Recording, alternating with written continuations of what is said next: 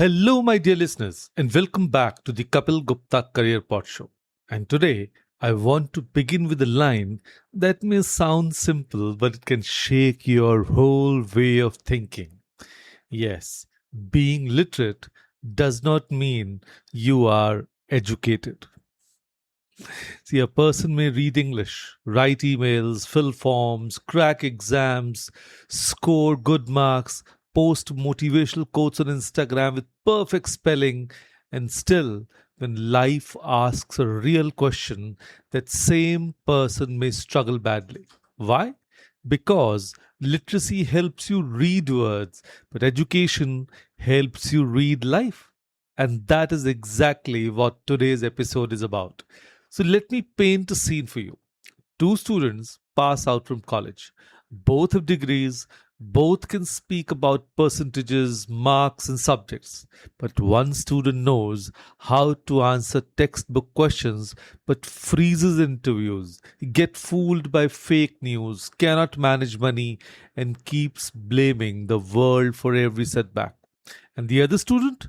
Now, he may not have been the topper, but knows how to think, how to speak with respect, how to solve problems, how to learn again, and how to stand up after failure. Now, tell me honestly, who is more educated? Now, that is the difference I want to talk about today. Because in India, and especially among career aspirants, we often confuse qualification with education, marks with wisdom, and literacy with readiness for life.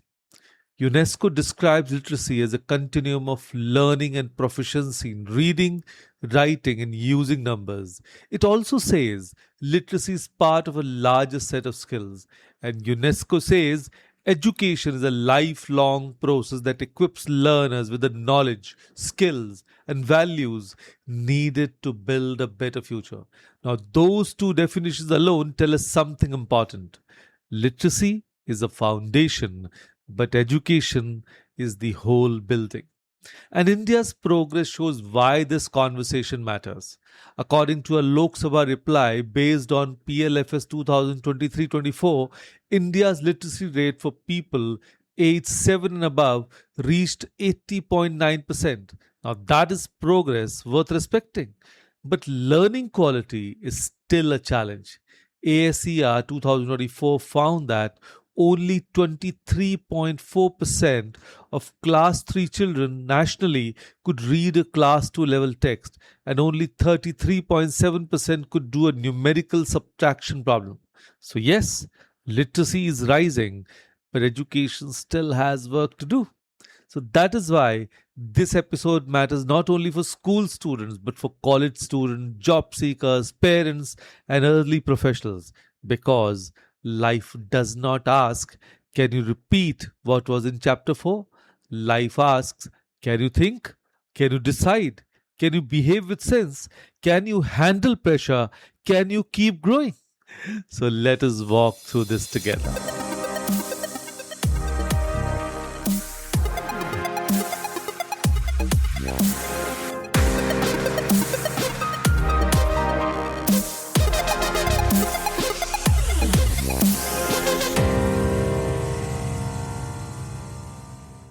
Hi, I'm Kapeel Gupta, career coach, life mentor, and founder of Study Abroad Academy. I empower students, parents, and conscious professionals to design a fulfilling life and career by aligning their minds, values, and aspirations. I do it with coaching, mindset work, and the game changing power of graphotherapy because students deserve more than just guidance, they deserve transformation. So, let's dive in. See, the first big truth is the difference between literacy and education. Literacy is the ability to read and write, and education is the ability to understand, apply, connect, and act wisely. A literate person can read a medicine label. An educated person understands when to take the medicine and also knows not to self diagnose from random internet videos. A literate person can read a bank message. An educated person knows the difference between saving, investment, fraud, and foolishness. A literate person can forward a news article. An educated person pauses and asks, "Is this true?" Now, this difference is very visible in Indian society. We all know people who have degrees but lack discipline. We know people who can sign documents but cannot manage relationships. We know people who can read scriptures, policies, or newspapers but still behave with prejudice, dishonesty, or zero social responsibility. Then we also know people who may not speak fancy English but think clearly, act with values, solve problems, and earn respect wherever they go. So that is education. Now, education is not only what enters your head, it is what shapes your judgment. I remember a fictional student I'll call Rohit. Rohit was brilliant in exams. He could memorize chapters like a photocopy machine with emotions. In school, everyone praised him. In college, he kept scoring. But when he started preparing for the real world, he felt strangely weak. He could study, yes, but he could struggle to decide. He struggled to speak. He struggled to handle rejection. He struggled to work with people. And one day he told his mentor, "Sir, I've always been a good student. Why do I feel unprepared?" His mentor replied, "Because you learned how to pass tests, but you did not learn how to pass life's tests." Now that sentence changed him. And maybe it should change us too. If you want a simple practical step here, do this. Every day, after reading or learning something, ask yourself one extra question: what does this mean in real life? That one question can slowly turn literacy into education. And now, let us come to the second truth: critical thinking and problem solving. Now, this is where many students get trapped. They think if they memorize enough, success will automatically come. But employers do not pay only for memory, they pay for judgment, they pay for clarity, they pay for problem solving. India's own National Education Policy 2020 says curriculum content should be reduced to make space for critical thinking, inquiry based, discussion based, and analysis based learning. So, with a focus on applications and problem solving. The government's own explanation of multidisciplinary and holistic education also says learners need critical thinking, adaptability, problem solving, flexibility, analytical skills, and communication skills. In other words, the system itself is saying rote learning is not enough. And the job market is saying the same thing. The World Economic Forum's Future of Jobs Report 2025 says analytical thinking remains the most sought after core skill among employers, with 7 out of 10 companies considering it essential. It also says creative thinking, resilience, flexibility, agility, and curiosity are rising in importance. So the world is not only asking, "What do you know?" It is asking, "Can you think when the answer is not printed in front of you?" Now, this is why many students feel shocked after college. In school, one right answer was enough. In life, many questions come with no answer key. Your boss doesn't ask, "Define success in 100 words." Your boss asks, "This client is unhappy. What do we do?" Life does not ask, "Write the causes of stress." Life asks, "You are stressed. Now what?" An educated mind knows how to break a problem into pieces. It asks better questions. It can spot weak logic. It can compare options. It can say, "Wait, something is missing here." Just try this one habit every day. Question one thing, one headline, one WhatsApp forward, one trend, one common belief, not to become negative, but to become awake. Critical thinking begins the day you stop treating every printed sentence like holy truth. Now, let us move to the third truth: emotional intelligence and soft skills. And this is where many degrees become silent. Schools teach grammar, algebra, and dates. But who teaches students how to listen?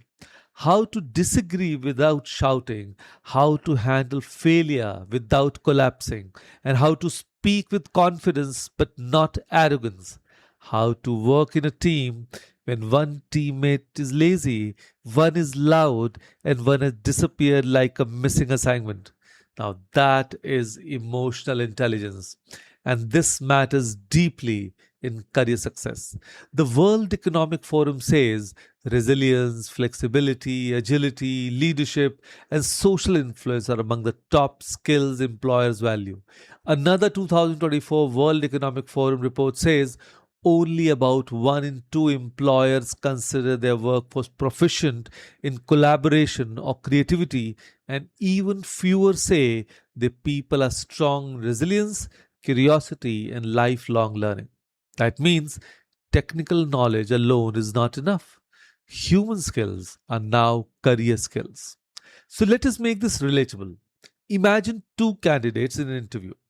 Candidate 1 has a better mark sheet but answers stiffly, cannot explain their thinking, gets nervous, blames others, and seems impossible to work with.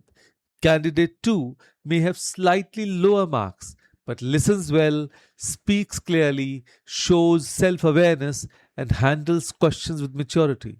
Now, who has the stronger future? In many real situations, it is the second one. And let us go even deeper. Emotional intelligence is not just for jobs, it's for life. It helps you speak to your parents without rage. It helps you not break down after one bad result. It helps you survive rejection, heartbreak, failure, group pressure, office politics, and social comparison. In today's world, where students are carrying anxiety, pressure, and constant comparison, emotional intelligence is not a luxury, it is survival. So, here is a simple exercise. Once a day, ask yourself, what am I feeling and what is the wise way to respond? Not react, respond. That one pause can make you more educated than many certificates ever will. Now, let us come to fourth truth, practical life skills. And this is the part where many very literate people become very helpless. They can write essays on economics but cannot manage their own money. They can use expensive phones but cannot use digital tools properly for work. They can dream big but cannot manage time. They can say, I want success, but cannot adapt when life changes. And this is why practical life skills matter. Take financial literacy. The National Center for Financial Education said in its annual report that in India, only 27% of population possesses adequate financial knowledge. Think about that. In a country where young people want jobs, salaries, businesses, loans, investments, and financial freedom, only around one fourth have adequate financial knowledge. So, yes, you may know calculus, but do you know how credit cards, SIPs, insurance, or emergency funds work? Take digital literacy. The government of India said under PMG Disha 6.39 crore individuals were trained across the country, making it one of the world's largest digital literacy initiatives. It also said Future Skills Prime had enrolled more than 15.78 lakhs candidates, with about 85% from Tier 2 and Tier 3 cities. This tells us something very hopeful and very clear. Digital skills are no longer optional city privileges. They are becoming everyday career tools across India. And let us not forget time management and adaptability. The World Economic Forum says technology literacy is among the fastest growing skills, and curiosity and lifelong learning are becoming more important over 2025 to 2030. So, the modern Indian student does not just need a degree, the modern Indian student needs to know how to learn, unlearn, and relearn.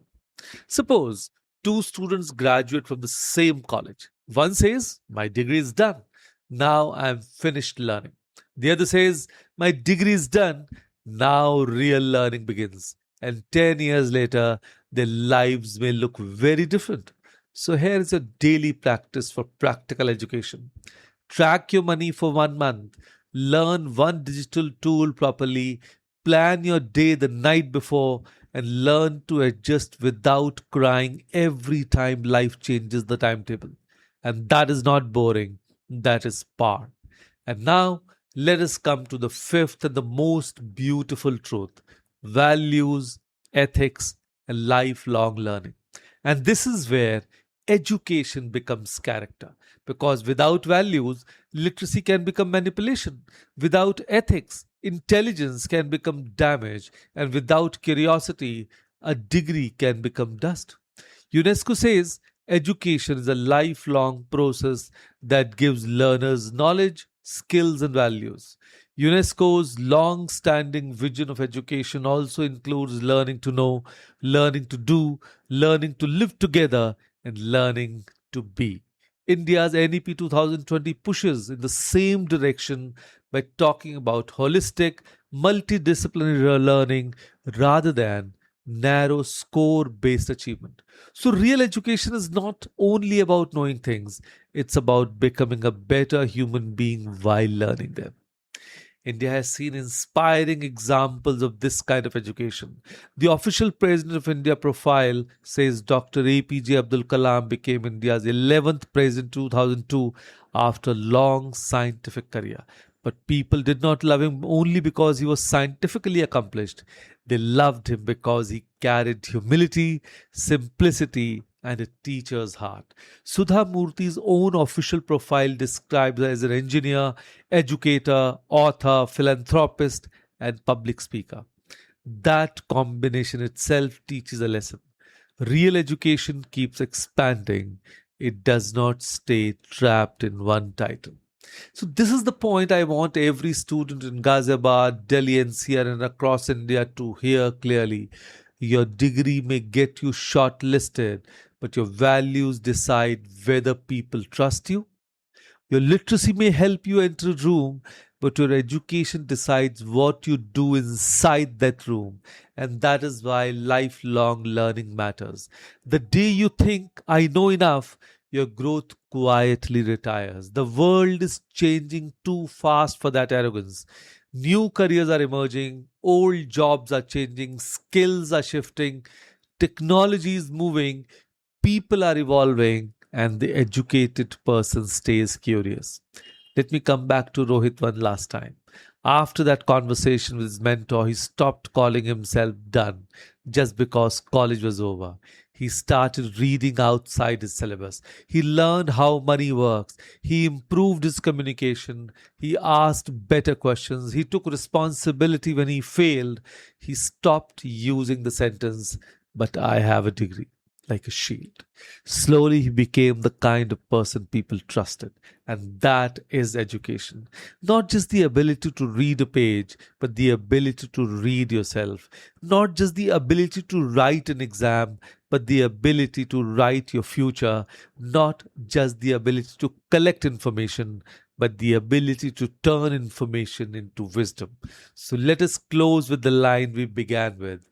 Being literate does not mean you are educated. A literate person can pass an exam. An educated person can pass a life test. A literate person can read a warning. An educated person can avoid the danger. A literate person can repeat an answer. An educated person can create one. So here is your life-changing call to action. For the next 30 days, do one thing daily that is outside your syllabus but inside your growth. Read one thoughtful article and question it. Speak to one person with more empathy. Learn one more lesson. Use one digital tool better. Reflect on one mistake honestly. Write down one thing life taught you that school never did. Do this for 30 days and you'll begin to feel the difference between being merely literate and becoming truly educated. And if you're a student, a parent, or a young professional who feels that your marks but not clarity, information but not direction, then do not stay stuck there. Real education also means asking for guidance when needed. Reach out to me if you want help decoding your strengths, your career path, and the kind of life you're truly meant to build. This is Kapeel Gupta, and you're listening to the Kapeel Gupta Career PodShow. Do not aim only to be qualified, aim to be wise. Do not aim only to pass exams, aim to pass life's tests. And do not stop at literacy, grow into education.